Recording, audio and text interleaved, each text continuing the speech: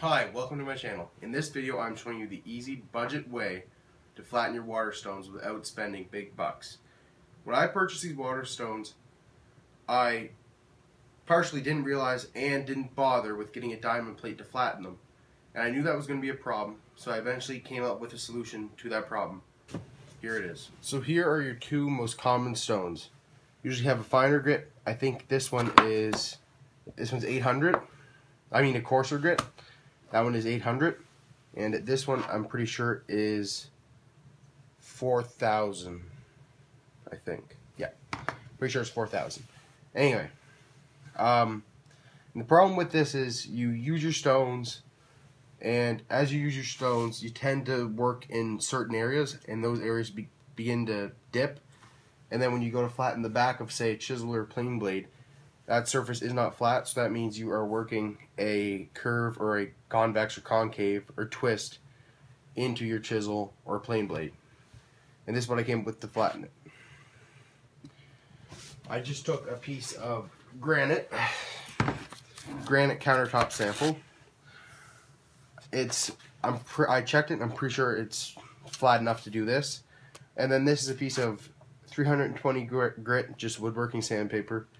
That, considering we're all woodworkers that are watching this, you will most likely have around your shop, so that doesn't cost you anything. And this, you can just go to the store and find a granite tile and take a ruler and check it and make sure it's flat.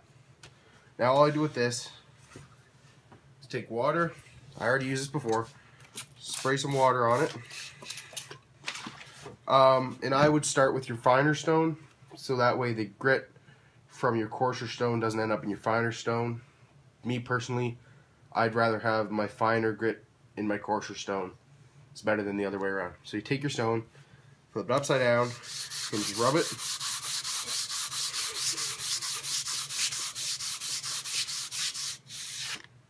And you should be able to see that it's getting a flat surface. This looks like it's pretty good, but I'm going to go more just to make sure.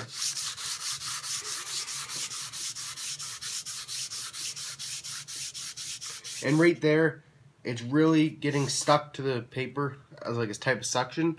So I'm pretty confident then that it's flat. And all I do once I do that is take it in my bucket of water for the water stones and just rinse off the grit that's left over. Next, you want to do your coarser stone, which is the same thing, but it's just a coarser stone. If you want, wet down your paper again. Then take your stone, do the same thing.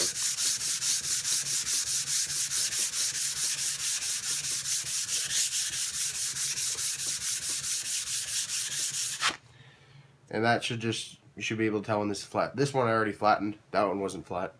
So, this one I know is pretty good.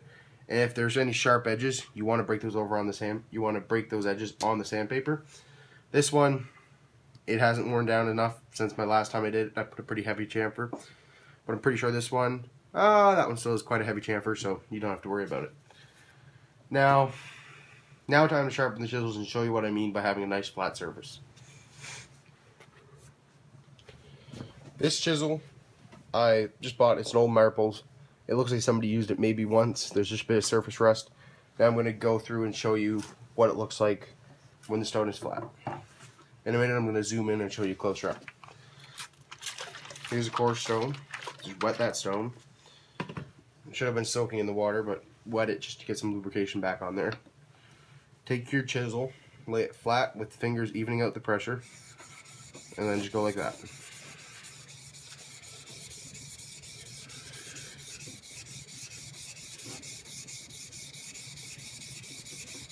Now I can tell on the stone that it's flat just because of the way the chisel rides along it.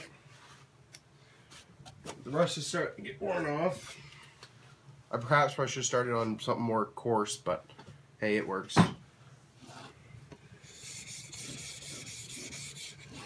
Now, to stop that, here's a little trick. You take some of this, you wet down the surface a little more,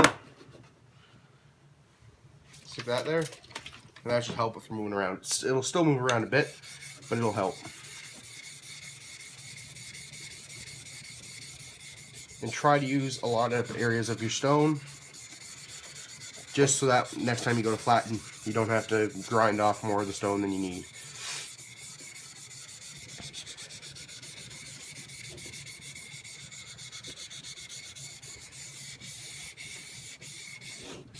Oh, see, that trick doesn't work all the time, but it works for a bit. I call that good enough for me. Now I'm going to show you a closer up version of that.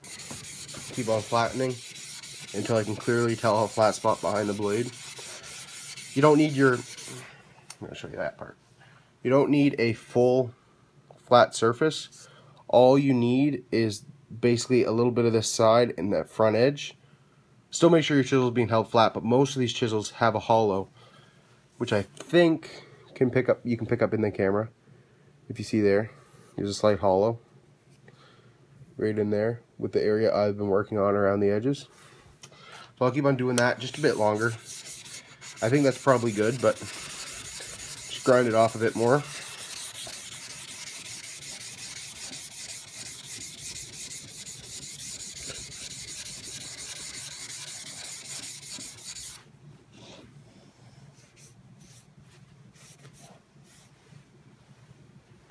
Now there, I'd say that's good. There's a little nick up in that top corner, but since this chisel I barely use, I don't want to work that out because I don't think it really needs it for all that I'm going to be using it for. So now it's time to move on to the fine grit and really put a polish on that back. Now this is a 4000 grit stone, and this will just polish up that back.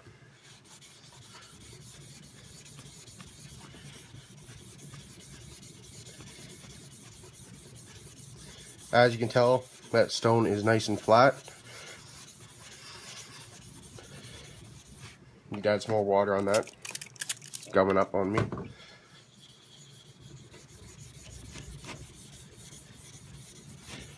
Now ideally, you'd want to have this clamped in your vise somehow, like with the bench dog.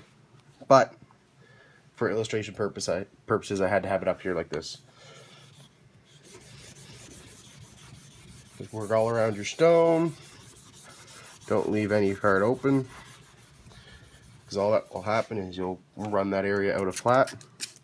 Any places where it's sticking like that, just put a little extra water.